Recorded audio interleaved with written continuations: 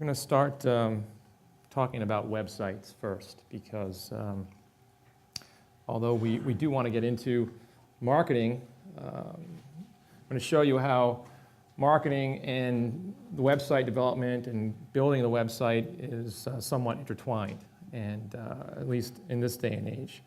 And we do need to be aware of that aspect. So first I want to ask you, how many here already have a website for their business? Okay, a good number of you.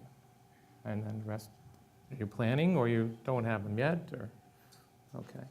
And why is anybody sitting in the front row? I've been wondering that while I've been sitting here listening to that very long bio. I wish I had prepared a shorter one for you. But some of the reasons why do we need a website? Since I'm not sure of your level of sophistication with websites at this point, I decided that it would be best for us to start pretty much at the beginning, and then I can hit you with some of the more technical and more intricate aspects of web development and marketing as we move on through the time here. A website's going to help us in a number of ways. One of those is to assist in distributing information. What types of information? Any kind of information that we feel that our customers are interested in about our business. It's one of the best ways that we can disseminate that information, and I'm going to explain to you later about how we go about doing that and the types of information that we want to put on the website for our customers. The other one is, the next one is very obvious. The website is one of the best ways for us to obtain lead generation. How do we reach out and how do we obtain leads from prospective customers? Once we obtain those leads, converting them is up to us, but the website can help us to bring those folks in and then ultimately get us to convert them. And we do that in a number of ways. The leads can come through, and in terms of the marketing, I'm going to explain to you some of the different methods that we can use to bring the leads into the website and to help us to make our businesses grow. It all starts, however, with knowing who our customer is, and that's when we talk to and we discuss the planning stages with most of our clients. One of the issues that is always one of the most important issues is understanding your client base and knowing where they are, where to find them online.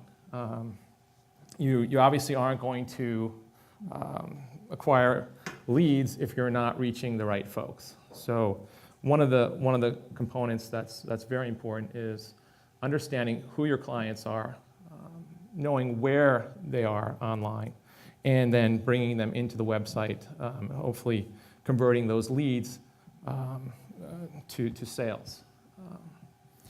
And one other thing about the internet, one of the ways where it differs from other means of reaching out to folks is that it's very easy for the website to be updated. The information on a website should be current information. Because it's so easy to update, you should be doing that on a regular basis and making adjustments and changes as time passes. People don't like to see stale information, and that's usually one indicator that someone is not keeping up their website, and it usually begs the question, if their website is stale, maybe the business is as well. So we want to make sure that any information that we're putting on the website is current, and because it's so easy to do that, we want to make sure that we do.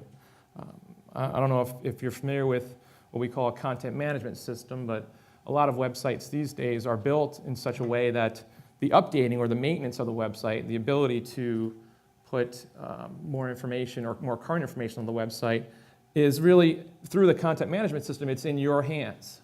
You can do this without hiring a professional to do that aspect of the website management or the day-to-day maintenance. And that's powerful because it allows you to keep on top of the website content and make sure that it is current. And you can do that without hiring a professional, as long as the website is built with that in mind from the beginning. In terms of assisting with day-to-day operations, we have a number of different clients who they use the web in ways that if they want to communicate with their customers, they want to be able to put a calendar of events, explain where they are that day, what they're working on that day.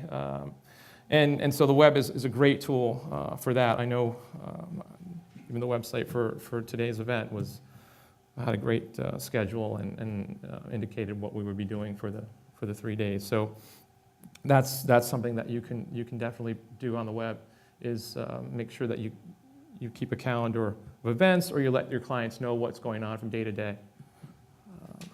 Okay, go to the next slide. So when we talk about building or thinking about our website, website is very similar to building a house. You have to first think about your outline. And with a house, you put your plan together. You think of how many rooms do you have in your house. Well, a website is built of pages. How many pages do you have on your website? Take your time during this process. You really want to think this through and get a really clear understanding of what information you want on the site. What's your floor plan? How many sections will the website have? It's really just taking or creating an outline and then going through and thinking about how you're going to best present that information to your customer. And again, it all starts with knowing who that customer is and presenting that information that you think they would want to see. So in terms of, we talk about common themes and common fonts, and in a way, what we're trying to do with the website is really build or create our brand online. And that becomes significantly important when we start talking about the marketing that we're doing online. So you want to use one consistent logo. You want to have consistent colors and fonts and styles throughout the website. And you want to continue that theme throughout anything that you're doing online. For example, if you're, and the web makes it so easy these days to add or to enhance your website with things like blogs, for example. But a lot of the times you're going to contract a third party to host that material for you. So for example, if you do have a blog, you might be contracting with WordPress to host that blog, or Blogspot or Blogger, and these are all different blogging tools that you can hire a third party to host for you. And one of the pitfalls and one of the issues that we see with some of the clients we work with is that when they do this, they don't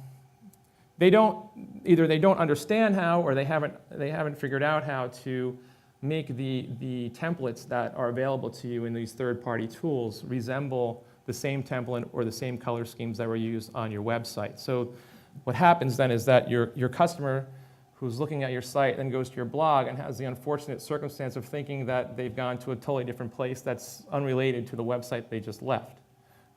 And that can be a significant problem, because we obviously want to make them feel that it's all it's self-contained, and that obviously the message is one continuous message. So fonts and themes and colors are very important. And it's something that you definitely want to take your time with. And you want to prepare for before you go ahead and put the website up. In terms of and I just want to move away now a little bit from web design, because along with web design comes this what we're calling now a mobile revolution. And just some of these facts that I came across. And we see this in our work and the customers that we're dealing with, the fact that mobile has just exploded over the last few years. And a lot of customers ask us, is it important for us? Is it something that we should be thinking about? So first of all, what I want to explain is that it is important. It's becoming increasingly more and more important. And as we become more mobile, as people are not necessarily reporting to an office for work, they're working from home or they're working on the road.